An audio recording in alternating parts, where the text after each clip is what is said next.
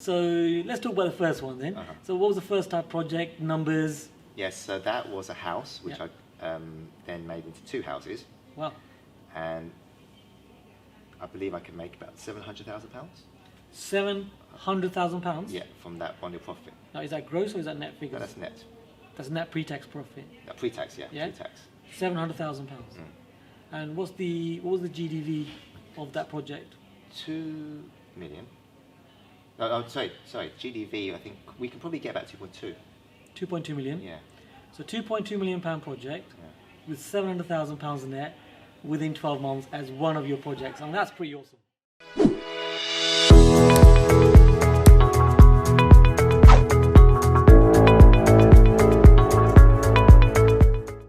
So Simon, how did you get involved in property in the first place? Okay, so 12 years ago, 13 years ago, I worked for a law firm. They were doing a lot of conveyances for a lot of property transactions in East London. And so I was working there, just doing admin, working as a trainee. But then I realised that a lot of the solicitors who were there, they didn't really enjoy what they were doing. People had been there for like 10, 20 years. They just looked like, yeah, it wasn't really, they didn't really see any passion there for what they were doing. They just treated it as a job. And I didn't really want to see myself. I obviously studied law, got a degree, was going to get a training contract, and I thought, I'm not too sure this is the path I want to take. But then I saw all these property transactions that were going on. It was the actual property transaction itself, in terms of looking at the property, was more interested in actually doing the paperwork for it. So that made me think, maybe should I leave the profession of being, coming from a Chinese family, going to obviously university to have a qualification to be a solicitor. Sounds better than saying you're going to be an estate agent. So, but I told my parents that I think I want to try work as an estate agent, which you don't need any qualification for. You don't need, you can just get up and start. As long as you can have the gap to talk, you can start. So I think that was a bit of tension there in my family to do that, but I felt I had to do that. So left quite a stable, comfortable, well-paid job to work on a basic salary of like £9,000 and then commission. And so when you're working on commission, you've got to hustle. And so there was none of that when you're working in a solicitor firm. And so I think I came alive. So I found myself through being a estate agent, through doing lettings, renting out properties. Initially I was rubbish. I didn't know how to talk to people, didn't know how to sell, didn't know how to communicate with people. And then slowly you begin to obviously understand how to talk to a landlord, how to talk to a tenant, how to treat them well, how to make sure that they feel comfortable in your environment, to make them feel that they like you and they want to do business with you. And so that, I think, was a lot of these skills were very important to learn. And so that's how I started in property. Long story short. So when we met, Yeah. of course, you came along to some of our trainings and we got to go. Can you remember how we actually met? How we met was my friend Deepal, who's a high school friend. He was at, I think it was the Excel, and at that exhibition, property exhibition, he saw the Premier Property stand, and I think he got talking to someone there, and he got some information, and it was one of those. I think it was an introduction day, or I think it was even just meet up at Canary Wharf, one of the PVC events, was it? So that was where Deepak said he was going to go. So he asked me, would I like to come along as well? So that's when I came. That's when we met. Okay. Yeah. And then you decided to join the Premier Property Inner Circle. Yes. Yeah. Yes. So, someone like you who's been in the business for 12 years, Yeah. already in property, Yeah. why did you decide to join us? Because I felt that I'd done a lot of things just by myself, and there's only so much you can do by yourself. Like figuring out things by yourself. I mean, someone being in the industry for 12 years, I felt I wasn't growing. And actually, some people have been in property for only a few years, but because they've got the right connections, the right knowledge, I saw certain people actually develop much faster than I was. Someone who myself had just been doing something for 12 years. I obviously kept it consistent at business, but my knowledge of property was very limited to just estate agency, understanding some basics of buy-to-let. Not until obviously speaking to you and hearing you speak and hearing that there's a lot more to property than just letting it, being an estate agent, sales. So that's what made me join. So you've been in the property world for a while now, Yeah. and you've seen so many different types of property events and trainings and all that kind of thing. Yeah. How do you think we're different? How do you think Premier Property is different? You know, what made you align to us? I just want, I think it's the practical. I like practical advice. Theory is, of course, important to some degree, but I want practical, real advice from someone who's actually doing it.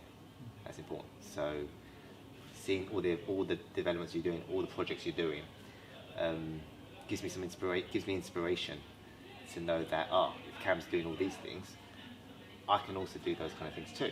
What's stopping me to kind of do more developments, do more different kind of projects, push myself, stretch myself to think bigger. Sounds great. Sounds like a plan. Yeah. Let's talk more about your results. Okay. So what have you achieved? Okay. In the year that you've been with us? One, I feel much more confident to speak openly and to network with people, and I think actually property is about people. Yeah. Before I saw property as just myself and my knowledge and some property techniques, but that's actually a very small way of looking at property. Property is all about your power team and the network of people that you know, whether it's like people who are estate agents, people who are deal sourcing for you, mortgage brokers, different kind of level, different kinds of mortgage brokers to fit the kind of property you're trying to buy. Different kind of solicitors, architects, different kind of architects will be more suitable for different types of projects. This is the detail, and I like the way, sometimes I'm not always getting property insight from you, and it's also the approach to analysing a situation. So you can analyse it in a way which has the detail, you have, you've kind of done your due diligence to check, have you covered all the bases? And that requires a bit more patience, more patience, more detail, and also at the same time having that confidence to know if I was to call Cam or if there's other people in this network here, I can call them just to get that piece of advice, which if you're doing this on your own, there's only so much you can do by yourself. It's very there's a few factors there. It's the approach to how to find a deal. It's also the network of the people. It's also myself as a person to kind of to put myself out there, to be more known, to network with people. Because before I still am, but my natural trait is tend to be a little bit shy and don't speak too much about what I do. And actually, in business, if you want to think big, if you want to do big things, you've got to be known. You've got to be, you've got to put yourself out there, and you've got to network. That's very valuable. I mean, coming from an experienced investor, because many experienced investors are like in that situation, aren't they? Yeah, and they just keep to themselves. A lot of people keep to themselves, and they're playing a small game. Interesting you say that. Simon, since you've been with us at Premier Property, how many extra projects have you done that you weren't doing before? I've done two. Two projects, yeah? Yeah. So let's talk about the first one then. So what was the first type project, numbers? Yes, so that was a house, which I then made into two houses. Wow. And I believe I can make about £700,000. £700,000? Yeah, from that bundle profit. Now, is that gross or is that net figures? No, that's net. That's net pre-tax profit. Pre-tax, pre-tax. £700,000. And what was the GDV of that project? 2 million. Oh, sorry. GDV. I think we can probably get about 2.2. 2.2 million. Yeah. So £2.2 million project with £700,000 net within 12 months as one of your projects. I mean, that's pretty awesome. Yeah. Now, keeping it honest, were you doing these types of projects before you met us? No, my mind wasn't thinking on those numbers. But so that, for me, that number seemed large, maybe 12 to 18 months ago. But now that number sounds small now. So now I'm looking to do projects which are like, much larger. So I think if I can do this, let's see how I can build a project where there's, a larger GDV, a larger profit margin in that deal. So that's what I'm trying to do. That sounds so exciting. And how about your second project? So the second project is a house which I'm planning to convert into 2 flats. If I could do that into 2 flats. GDV? GDV is around 800,000. 800,000? Yeah. And I believe there's at least a couple of £100,000 profit there in that deal, after obviously build costs and all other. So net profit of £200,000. Yeah, I think so. I believe So, that's so inspiring. I'm just listening to what you're saying.